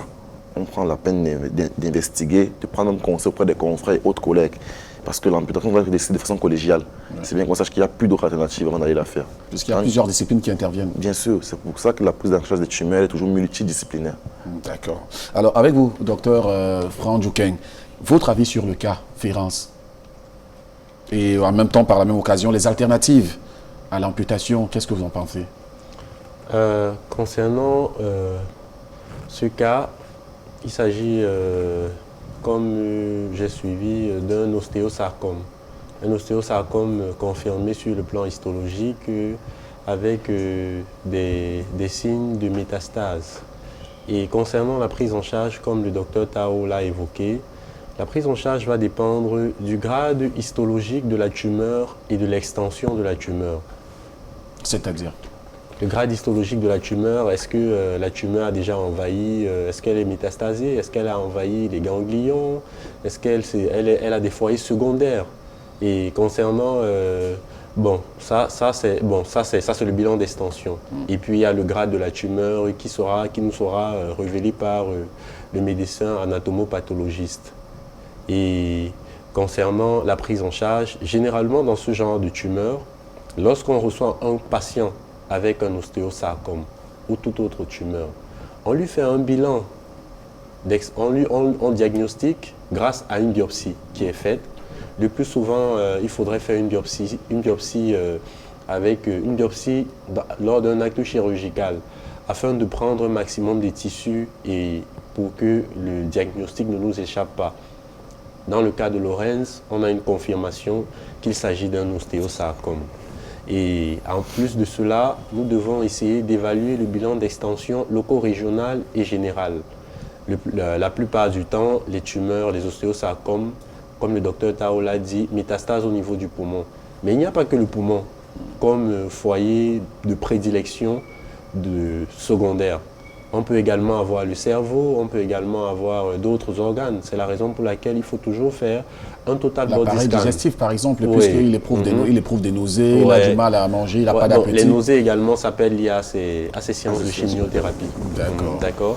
Et en plus de cela, en plus du bilan d'extension générale et loco-régionale, lorsque la confirmation d'une métastase a été posée ou infirmée, l'on lance la thérapie, une chimiothérapie qui est néo-adjuvante à la chirurgie. Donc, elle précède la chirurgie.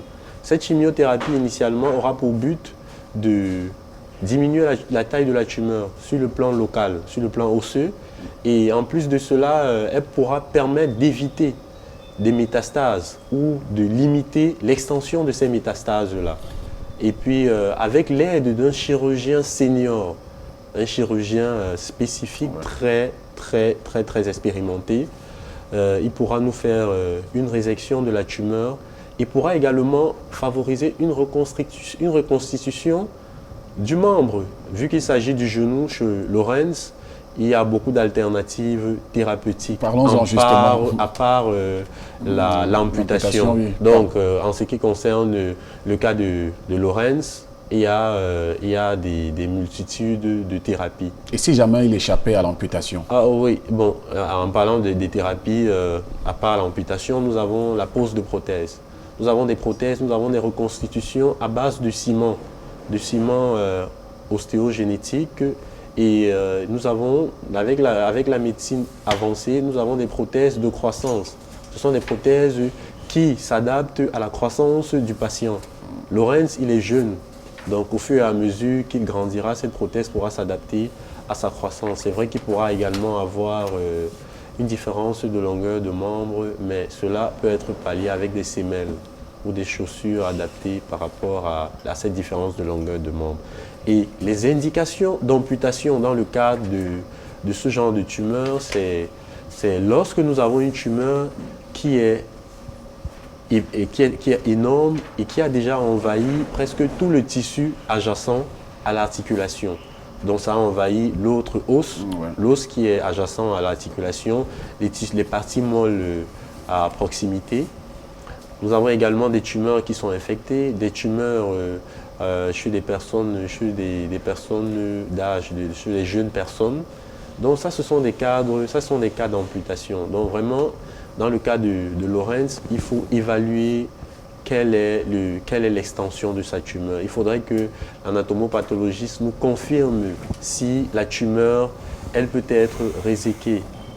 C'est une prise en charge multidisciplinaire. Il n'y a pas que l'anatomopathologiste. Ils doivent se concerter avec le chirurgien senior pour voir s'ils peuvent réséquer la tumeur et reconstruire encore l'articulation. On peut avoir de l'espoir que Ferrance puisse bénéficier on peut avoir de l'espoir qu'il ne perde pas son membre. On dispose de beaucoup d'alternatives. Ça veut dire que nous avons encore beaucoup de chances de pouvoir rétablir Ferrance dans toute sa charpente physique. On a encore la chance de pouvoir lui permettre de jouir de son genou. Cela dépend de moi, de nous, de vous, via bien sûr vos contributions qui sont attendues. Mon soleil de minuit. Ah oui, mon astre de minuit. Ce soir, je vais vraiment briller parce que je suis très heureuse des différentes réactions que nous recevons de la part de nos chers soldats de la solidarité. Nous avons perçu là à chaud pour les contributions de Ferrance. On a déjà un montant de 217 000 francs CFA que nous avons perçu à chaud. Et ces différentes contributions que nous avons perçues sont les suivantes. Tadjudie Franklin, 5 000 francs, lui contribue pour les 3 cas. C'est-à-dire Loïc Yvan, Ferrance et Maman Mouto qui viendra tout à l'heure. Nous avons Hugoline Flore Tchemo Kamde 1000 francs, Idriss Kouenchi 1000 francs, Frébert Dimoulongan 12 000 francs. Moses Tenenenga, 5 000 francs. Achille Christian et Tongengang, 1000 francs. Adjon Emelda from Bamenda, 10 000 francs. Bienfaiteur, 25 000 francs. Anonyme, 6 000 francs. Blessiliento Fort, 1000 francs. Asongwe Congo, 2 000 francs. Simplice Kene, 1000 francs. Hervé Landrine Gimze Djoufak, 1000 francs. Ramses Ndjenji Nana, 1000 francs. Nadine Fomenkong, 2500. Paul Nana, 5 000 francs. Yannick Mekonchou, 2 000 francs. Flavienne Chabeyounia, 500 francs. Valentin Zwinda, 1500. Mélanie Constance Tuentue, 1000 francs. Jacqueline Djoufak, 500 francs. Jean Rostand Kwete Yonta, 2500. Pius Diken Ayundia, 5500. Paul Martial Apingandi, 2500. Ebenezer Chia Kissam, 2000 francs. Collins Achou Awa, 2000 francs. Patricia Djoumning Tegia, 2000 francs. Alès Chamdet, 2000 francs. Jeanne Chamwe, 500 francs. Valentine Teboudefond, 3000 francs. Gilbert Chofa, 1000 francs. Cathy Francine Ngiko Zonin, 10 000 francs. Barbine Etougou, 1000 francs. André Gemelieu, 1500. Claude Lonchi-Samo, 5 000 francs. Janine Ngatou, 2 000 francs. Emmanuel Chiosa, 5 000 francs. Nous avons un montant de 217 000 francs CFA que nous avons perçu là à chaud pendant les 15 minutes de reportage. Et à la suite de ces 217 000 francs CFA, nous avons quand même perçu des contributions depuis la date du 11 novembre 2021 qui sont les suivantes. Chrétienne KRM, 10 000 francs. Boris Assakwe, 2 000 francs. Joseph Noyou Kamga Fogué, 5 000 francs. Vernon Pena, 5 000 francs. Thérèse Bouye, 2 000 francs. Élise Nathalie Nikem Samba, 1500. Plus chérie Gladys Sicham Yakecha, 2 000 francs. Mélanie Djoukoum Ninga Soufo, épouse Dimofort, 2 000 francs. Zita Chanel Kamou Tanke, 2 000 francs. Cyril Bruno Tanke, 2 000 francs. Vanessa Ndjoka Bouruni, 1000 francs. Anne-Rosette Kouiriak, épouse Chimo, 5 000. Madame Dorcas Akanche, 1000 francs. Joseph Didier Patrick Atanganandang, 5 000. Zita Chanel Kamyu Kenyi, 1000 francs. Madame Nadège de Konsamba, 1000 francs. Bonsi Jamira Toumi, 500. Kolio Yitembek Maxime Junior, 500. Platinine Déché, 2 000. Et 800 Lenze, 10 000. Nina Gayen Dormo, 1000 francs. Foposi Fotepin Aldes, 2500. Nathalie École, 1500. Kicho Zangue Douglas, 500. Dingela Forêt Immaculée, 1000 francs. Noël Ambineba, 2000. Florence Mazunyoun, 1000 francs. Madame B. Horton, 7000. Bienfaitrice de Fougerolles à Yaoundé, 2000. Françoise Massé, 3500. Raphaël Changoutoye, 2500. Stéphanie Boigny Donken, 2000. Armstrong Dango Nyume, 3000. Herman Steve Tinda Pianta, 1000 francs. Sérophine Vignou, 2500. Emmanuel Nanfak Chasse, 2000. Delphine Deya, 2000. Evelyne Mouto, épouse Maroc, 2500. François Bakem, 1000 francs. Nadège Tchafangengan, 2750. Achemba, 2000. Relidine Siringua, 1000 francs. Famille Wambe, 2000. Brigitte Linda Yefa Choupo, 1000 francs. Chancel Boris Assakwemeni, 2000. Patrick Roméo Fotso, 10 000. Marim Hortense Tchamene, 1500. Emmanuel Chusse, 3000. Dorka Shonganka, 1000 francs. Laurine Mwafongadjo, 500. Kumba Nuelato et Foyini Emmanuel Laslio, 1500. Pita Tachamani Kweta, 500 francs. Maximilian Joffe Manda A, 2000. Solange Dormo Sonfa, 4000. Sylvine Kengue, 1000 francs. Bodilan Dylan Tamen, 1500. Richard Célestin Teka, 1000 francs. Bréari Laklapagen, 1000 francs. Moïse Chinchen, 50 000. Camille Chinda Simo, 1000 francs. Idriss Wekan Yuwansi, 1000 francs. Falo Guylaine Estelle, 1000 francs. Maman Jackie des États-Unis, 5000. Famille Imeli depuis Bonabéry, 5000. Ekassi Joseph, 500. Gorhep, 200. Njomezi épouse Boni, 1000 francs. Guillaume Dinangue, 2500. Irène Fopamani, 500 francs. Irène Fopamani, 1000 francs. Boris Biakemben, 500. Hervé Honoré Zamene, 3000. Philomène Chuendem, 15 000. Elvis Tanye Tamadi, 5 000. Nzie, 5 000. Giadem, 1500. Moumweni Yutaba, 1500. Gade, 1000 francs. Talompa, 1000 francs. Nia, 30 000. Goune, 3 000. Atebazé, 2 000. Tamadi Elvis, j'ai déjà lu ce nom. Famille Tanque, 2000. Madame Aubin Solange de Bobongo, Petit Paris, 4000. Madame Djoumé depuis Bafoussam, 2000. Florence Goden, 1000 francs. Ruben Roulant Kuiga, 5000. Moutari Mohamedou, 500. Hélène Duka, épouse Wamba, 2000. Aline Mokam Towa, 1000 francs. Guy Darius Clisson Kwekam, 1000 francs. Charlemagne Ebole, 2000. Monique Christelle Kemonye Tchinjoum, épouse Tagenken, 8000. Ernestine Evelyne Tenkefo, pas 3500. Risson Gokakong, 2000. Mirabel Kanitani, 500. Doris Mediane Toku, 2000. Abel Tedompa Tenka, 2000. John Dobe Metuje, 1500. Edwige Nadège Mezamba Mekonso, 3500. Charles Kemocho, 5000. Mekoncho Cédric Petit Paris, 500. Un bienfaiteur, 1000 francs. Pascal Tatsin, 1000 francs. Ignatius Taking Dungeon, 1000 francs. Dieu donné Fonou New Bille, 1000 francs. Wa Larenta May, 1000 francs. Marcel Biaze Kuiga, 2000. Franck Emmanuel Moma, 1000 francs. Sylvestre Alain Kanwito, 1000 francs. Et toi Merlin, 1000 francs. Edwige Stéphanie Dormon Gingang, 2000. David Bertrand Sibetio, 500. Georges Kabinda Yevala, 5000. Julio Bonou, 1000 francs. Ngefo Méli Roston, 500. Roland de Christian Zotou Zeken, 1000 francs. Yemmo Kepso Véronique, 2000. Chancel Nina Yonjo, 5000. Richard Awa Kemcho, 2000. Bertrand Chedou Tacheda, 5000. Porcho Momtem, 500. Ferry Jessner Eken, 1000 francs. Derek Edis Douanla, 1000 francs. Karine Gwenchi Choupo, 1000 francs. Rebecca Kuntak, 500. Pierre Lochingue Boussimo, 2000. Paul Imele, 5000. Groupe caritatif Les 13e apôtres de Jésus, 50 000. Faya, 1500. Une bienfaitrice de Yaoundé, 5000. Jésus Sauveur de Bafoussam, 3000. Pélagie Kungu, 1000 francs. Gamye Kadi Alvin, 1000 francs. Monsieur Piment, 5000. Jean-Baptiste Sochami, 1000 francs. Kodo Claude, 2000. CEV, Saint-Pierre et Paul de la paroisse Saint-Sacrement de Dorbonne, 15 000. Bienfaitrice chrétienne, 2000.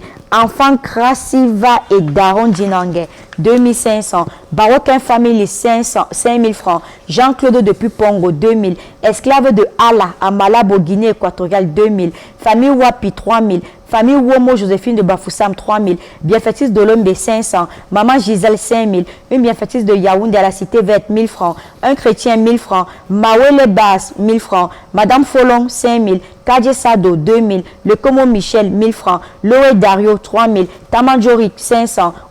Wowe Wangmene, 1000 francs. Bienfaitrice, 50 000. Fania, 1500. Claudine Djoumessi, 2000. Anonyme, 5000. Benti, 1000 francs. Famille Ngoumdio du Gabon, 20 000. Tachenou le Krish, 1500. Christelle de Bonamous a dit 1000 francs. Sendres Kwanko, 1000 francs. Nema le Maurice, 1000 francs. Ulrich Shingem, 2000. Anonyme, 10 000. La famille Baroken, 5000. Une bienfaitrice à Douala, 1500. Noni Meniken, 2000. Sylvie Mafo, 2000. Maman Jeannette, 500.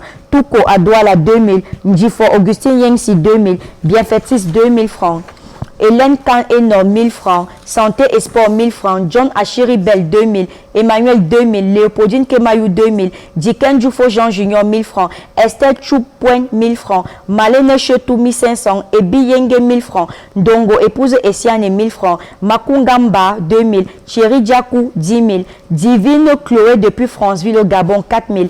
MB, 5000. Chantal, 2000. Nathalie, 1000 francs. Nia de Marie, 5000. Jokem Djoufo, 1000 francs. Madame B, 2000. Doris Donvor Bessi, 2000. Elisabeth de PK9, 3000 francs. Elisabeth de PK9, 5000 francs. Un couple bas-femme de Kekem, 3000 francs. Monsieur Eyon Johnson Batougo, 2000. Famille Nonguet, 2000. Rosine et Botte depuis Souza, 1000 francs. Une maman à Baranté, 2000. Monsieur Chenoff, 2000. La princesse de Dieu depuis Edea, 5000. Bienfaiteur, 6000. Eyano de Yaoundé, 1200. Nana Diwa Chambeline, 2000. Nikez Mafomen, 1000 francs. Mylène Doris Bachou Yomba, 2000. Boris Mostel Fopayemeli, 1000 francs. Viviane Marthe Pekoko, 10 000. Famille Bibou, 5000 francs. La famille Tayo de Bafoussam, 2500. Chapcha Albert, 2000 francs. Il est à noter que, à la date du 11 novembre, vous avez contribué le montant de 719 650 francs, plus les 217 000 francs que nous avons perçus tout à l'heure. Nous avons un montant de 936 650 francs CFA pour le cas de Ferrance. Il y a encore beaucoup à faire. Donc déjà, bravo, c'est avec un sourire un très très grand sourire, que nous vous remercions encore, chers soldats de la solidarité, de vos différents dons. Mais continuez à mettre la machine de cette solidarité en marche via les numéros de téléphone qui s'affichent au bas de votre petit écran, en précisant, s'il vous plaît, le cas pour lequel vous êtes en train de contribuer. Parce que si vous ne précisez pas, moi je vais mettre le cas pour lequel mon cœur bat. Alors, des efforts herculiens restent encore à faire. Ceci pour nous permettre de donner la joie, pas qu'à une personne, mais à toute une famille aujourd'hui qui souffre à cause d'un seul cas. C'est Férance qui est du côté de Moutenguene, qui vit aux côtés de sa grand-mère et traverse une très mauvaise passe. Passons à toute autre chose, cette fois-ci sur un autre cas qui est également resté en hibernation. Il s'agit du cas maman Mouto Madeleine, qui, elle, souffre, mais alors énormément. Allons-y en savoir un peu plus au travers de cet élément. Je m'appelle Mouto Madeleine. Je suis âgée de 43 ans. Je suis malade depuis le 1er janvier 2016. Je souffre d'un mal de pied dont je ne sais pas, qui se manifeste sous plusieurs formes, de plusieurs façons. Picotement de la plante de pied aux anges, fourmillement, chauffage, les ongles qui pourrissent, la plante de pied tachetée avec des taches noires et qui ne touche pas absolument l'autre sol. En 2016, j'étais à Tergal. Le docteur a essayé de m'examiner. Il a dit qu'il n'a rien vu de ce qui me dérange. En 2017, je suis allée à l'hôpital de la léproserie parce qu'on m'avait dit que j'essaie d'y aller, qu'on peut regarder, le blanc peut voir ce qui ne va pas. Je suis arrivée, le blanc m'a examiné, il a dit qu'il ne voit rien. Il m'a juste prescrit un produit.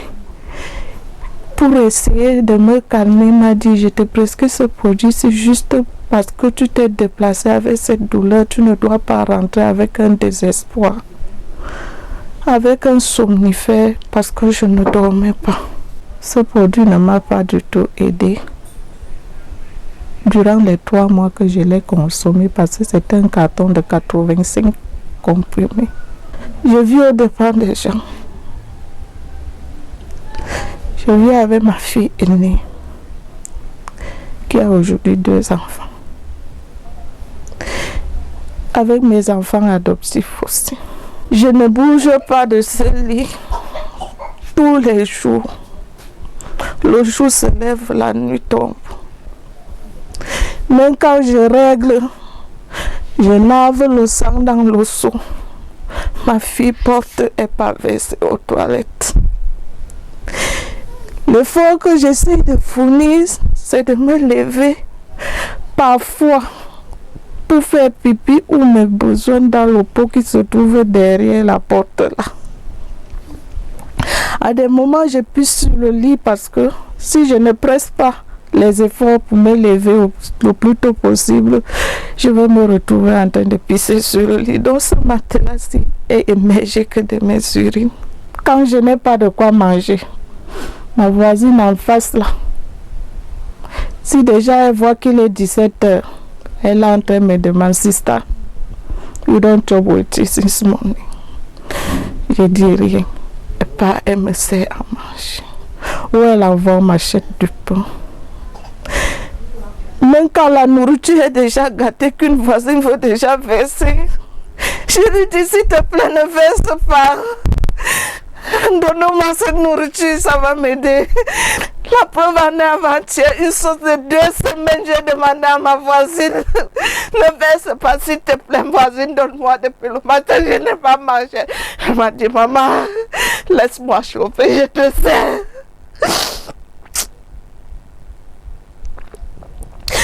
Je ne suis soutenue que par les inconnus, je n'ai pas de famille. Mes camarades de classe font ma plus grande force. C'est eux qui m'envoient surtout de l'argent.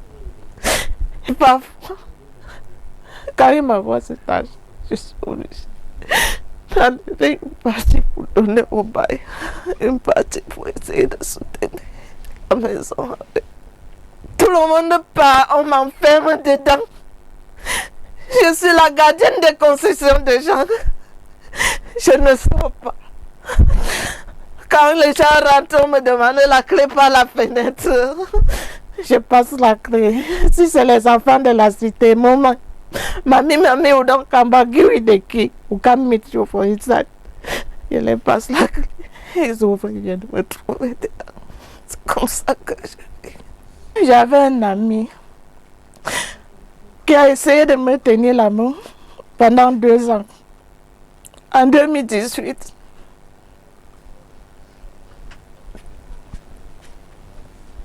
il m'a abandonné puisque je n'arrivais plus à jouer mon rôle de femme tel que vous le savez. Il a dit qu'il ne peut plus supporter. Il faut qu'il se marie. Il s'est marié. Mais de temps à autre, parfois, il peut m'appeler, il me dit voilà 2000, voilà 5000. Essaye de trouver de quoi manger avec. Que Dieu touche le cœur de chacun. Je tends la main à toute personne qui pourra voir ces images de se mettre un peu à ma place, soit une soeur, soit un frère ou une épouse dedans, de voir dans quelles conditions une mère d'enfant vit, étant en location comme je suis là. Je tends la main à ceux qui peuvent m'aider, que Dieu touche les cœurs des hommes, des âmes de bonne volonté, que je puisse me faire soigner et que je prenne soin de ma famille. J'ai 2 petits-fils que j'élève sur le lit. Jésus Christ, le Dieu Seigneur, te amarre de Dieu. Konengo ama bomadio ukaya lemasa tata menela nurkan de kawanarla bomadio neyalo kole boma Terama oasa mame bo yamarkan hey boy yamarkan wajan chayara osamai wada ila osama personne ne peut me guérir en dehors de toi l'Éternel. Maintenant yang meme kebiakang ngong kulut ngeng keben la kul main mana makuling yashe meta fon sa flop ayuma maya benen mukune biangi fon sank nan bera benen kino si afatel singina meta beniana mama fulo Onyo l'hôtel pastel mama le mangwalan do albu san len kendo kese ben dum bon ben nga ben ku so embo mana ana bel na dan paroisse dan san tata so amu bekke ndak na o lore ke bageren bachemba paroisse dan le suma ndemana bo dan lis ana yalbe kurma na ibu ma to ile ngedi la muta madelen bacha koyo anyi bikali kur bere suwa malembore kan de wa ma petafu yale dada katidon useni miji ed useni dada katidon ginos odoraram. Oui, quand je vais à chaque endroit, comme à l'église, on prie, on me dit, les autres disent, tu n'as pas la foi. Je demande, que signifie avoir la foi? Dites-moi un peu. Parce que mes frères en Christ m'ont amené à la Kentie, m'ont abandonné en disant, je n'ai pas la foi. J'étais devenue l'insulte du docteur chaque jour. Au point où il fallait l'aide pour que je sorte de cet hôpital. C'est un seul frère en Christ qui s'est porté. Alors il a dit non. Déjà, c'est dans ma voiture que je l'ai amenée à la Quintini. Je ne peux pas la laisser à la Quintini, quel que soit ce qu'on peut dire. Je dois la ramener et la laisser chez elle. Donc je cours d'église en église. Je parcours de pasteur en pasteur. Que je fais à qui? Pourquoi me faire souffrir ainsi? Même si je fais quoi à qui, la personne ne peut pas me pardonner. 6 ans. Le quotidien ici n'est toujours pas facile parce que ma mère est une femme qui a beaucoup d'éducation. J'ai eu l'âge de 15 ans avant de connaître ce que ma mère voyait ses menstrues, parce que jamais au grand jamais, même se gagner devant moi, elle n'avait jamais fait cela. Mais aujourd'hui, je me retrouve en train de porter le pot avec le sang, je pars vider. Je prends ces selles, je pars vider. Je me retrouve ici dans la chambre.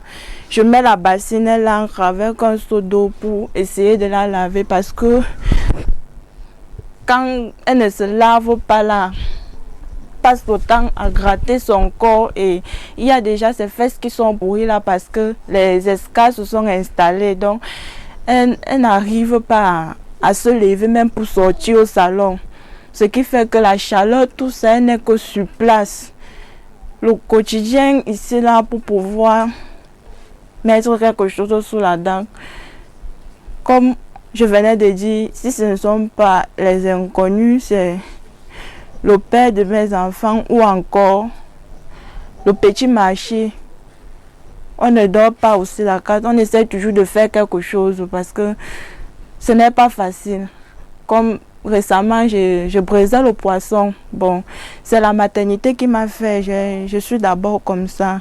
Donc pour l'instant, il n'y a que les gens du dehors et le père de mes enfants. Lorsqu'il donne quelque chose, on essaye de faire avec. Même quand le sommeil arrive à la prendre, c'est vers les 5 heures de là, c'est déjà... Il existe autour de nous des personnes qui sont au fond, qui baignent franchement dans la souffrance. J'en perds mon latin. Il y a des personnes dont le vécu quotidien est un combat, c'est l'enfer qu'elles rencontrent chaque jour, ces personnes. Et pour elles, menant le combat pour donner bien sûr le goût à la vie, l'espoir, une lueur d'espoir leur permettra de pouvoir combattre pour gagner. Mesdames, Messieurs, c'est le cas de Maman Mouto Madeleine, un cas d'ailleurs qui nous affecte tous. Nous sommes affligés par ce qu'elle traverse. J'espère que vous n'êtes pas restés indifférents. D'ailleurs, essayez d'apporter un plus à ces contributions qui ont été faites pour son cas. Un cas qui n'est pas une fatalité, docteur Franck Djouken. Qu'est-ce qu'on peut dire concrètement sur ces ressentis que Maman Mouto traverse? Déjà, c'est un cas, d'après le reportage que nous avons suivi tout à l'heure, le cas de Maman Mouto est un cas qui fait très mal au cœur et bon, il n'y a pas assez de détails dans ce qu'elle a donné comme information et je l'exhorte à consulter des spécialistes adaptés. Ça m'a l'air d'être un cas de neurologie associé à un syndrome métabolique, donc des problèmes d'endocrinologie également. Donc un cas multidisciplinaire également. Je peux revenir sur les symptômes. Hein. Ouais. Il y a déjà le fourmillement, de temps en temps. Il y a l'insensibilité sur les jambes inférieures, en fait sur les membres inférieurs. Il y a également ce problème, je veux dire cardiaque qu'elle connaît. Le rythme n'est pas fluide. Voilà. Oui, déjà, il faudrait savoir, est-ce qu'elle est hypertendue, est-ce qu'elle est diabétique? D'après les symptômes qu'elle a décrits, nous pouvons penser à une polyradiculonévrite. En médecine, on appelle le syndrome de Guillain-Barré, en neurologie. Bon, je ne sais pas quel type de spécialiste elle a eu à consulter ou quel médecin elle a consulté. Donc, il faudrait qu'elle aille consulter un médecin généraliste qui doit bien l'examiner, lui faire un bon examen clinique, lui prescrire des examens paracliniques adaptés et orienter vers des spécialistes selon les confirmations qu'il a pu avoir. Donc, son cas, c'est un cas multidisciplinaire et qui nécessite assez de fonds pour un bon suivi. Et l'installation, elle a été progressive et déjà, ça dure déjà assez longtemps. Ça dure déjà 6 ans. Wow. 6 ans, donc elle a besoin d'une prise en charge immédiate. Donc j'exhorte tous les bienfaiteurs de venir en aide à cette dame. 6 ans après, docteur Gustavo Tao, 6 ans après, est-ce que le pronostic vital à ce niveau est engagé? Bon, le pronostic vital à son niveau, je dirais pas qu'il... Bon, ce qu'on peut dire, c'est que je passe sur la même lancée que mon confrère docteur Djouken, pensant typiquement à une pathologie neurologique. Peut-être maintenant, l'état associé peut être un cardiaque, métabolique, voire endocrinologique. Alors, si on va sur la base d'un Guillain-Barré, je ne dirais pas que le pronostic est aussi néfaste que cela. Ça veut dire la pathologie, elle est là, elle est réelle, elle est grave, mais dire que le pronostic dit que sa vie est en danger pour cela, non. Mais une prise en charge urgente et je peux dire adéquate est vraiment de mise. Dans un moment pareil, je suis dans le reportage, comme elle disait, elle a été à la Quintini. Je me demande vraiment si elle a pu voir, elle a pu rencontrer des spécialistes adaptés, parce que je sais que la Quintini quand même a assez de neurologues. Et comme disait tout à l'heure, docteur Jouquin, c'est une prise en charge multidisciplinaire. Ça veut dire qu'il faudrait qu'elle aille d'abord voir ce médecin qui va faire un examen complet, parce que nous, à l'écran, on n'a pas assez d'éléments pour pouvoir poser un diagnostic total. Et après cet examen, on pourra l'orienter vers les spécialistes qui pourront, à leur tour maintenant, décider de la prise en charge adéquate pour elle. Le pronostic vital n'est pas engagé, mais la prise en charge doit être immédiate et urgente. Je crois que c'est assez rassurant. Ça veut dire qu'avec les efforts, bien sûr, de nos soldats, avec les efforts de ces personnes qui sont tenues par la bonté et la charité, nous espérons pouvoir remédier à ce problème qu'endure Maman Mouto Madeleine. Bon soleil de minuit, nous sommes à toi. Oui, c'est vrai, le sourire est un peu parti parce que le reportage était tellement pathétique, entendre une maman avec des cris de détresse et tout, c'était tellement pathétique que nous avons même également nos différents bienfaiteurs, nos différents téléspectateurs à travers notre page Facebook qui ont même réagi, comme le cas de Patricia Joline Guifo qui a dit, lorsqu'elle regardait ce reportage, « Ouais Seigneur, guéris ton enfant ». Ou encore le cas de Kiki Kwen qui disait, « Ouais ma soeur, ne pleure plus, pardon, tu me fais pleurer ». Ça fait vraiment pleurer de voir une maman qui, pendant 6 ans, est restée là, assise, sur place, qui se demande vraiment ce qu'elle a fait au bon Dieu. Mais heureusement, elle a toqué à la bonne porte.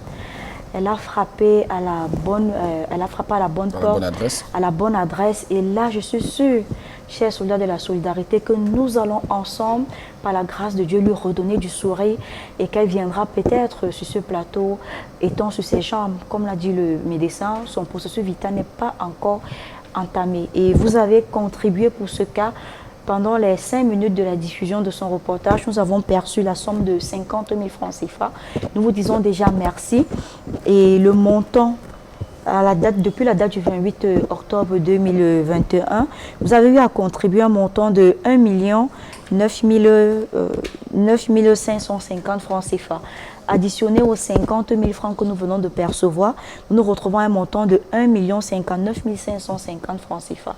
Nous vous disons déjà merci, mais nous vous disons continuez à contribuer, à mettre cette machine de la solidarité en marche via les numéros de téléphone qui s'affichent au bas de votre petit écran. Encore, on ne saurait sortir de ce plateau sans dire merci à tous nos téléspectateurs des réseaux sociaux via notre page Facebook. Merci de nous regarder. Merci aux téléspectateurs de la diaspora du côté de la France, de la Hollande, de l'Allemagne, du Canada, du Gabon, de la Guinée équatoriale. Et aussi, on ne peut pas sortir de cette émission sans dire bonsoir à la population de Etondo Ekiti. Fait un clin d'œil. Et également, 1 minute de silence pour ces 3 enfants qui sont décédés car ces enfants ne demandaient qu'à vivre.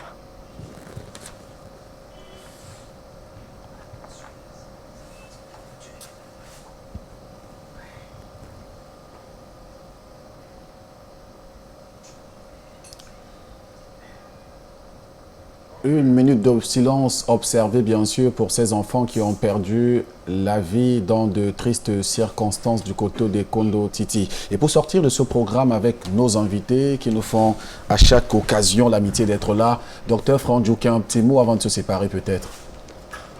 Merci Martin pour l'invitation et c'est toujours un plaisir d'apporter un peu plus afin d'étayer tous les téléspectateurs sur les différents cas qui minent notre société. Docteur Gustavo Tao, quelque chose avant de se séparer? Non, merci Martin, je dirais encore merci pour l'invitation et comme l'a dit tout à l'heure en franc, c'est toujours un plaisir pour nous, médecins, d'apporter un peu de bonheur, un peu de calme, un peu de paix à ces patients, surtout sur le plan psychologique. Le simple fait de leur faire savoir que les pathologies, aussi graves soient-elles, ne sont pas incurables, c'est déjà assez important pour eux. Le reste maintenant dans la main des téléspectateurs qui, par leur contribution, peuvent vous donner du sourire, voir la vie à certains. Bon. Quelque chose, Irène, avant de se séparer peut-être? Juste dire que nul n'a le droit d'être heureux tout seul.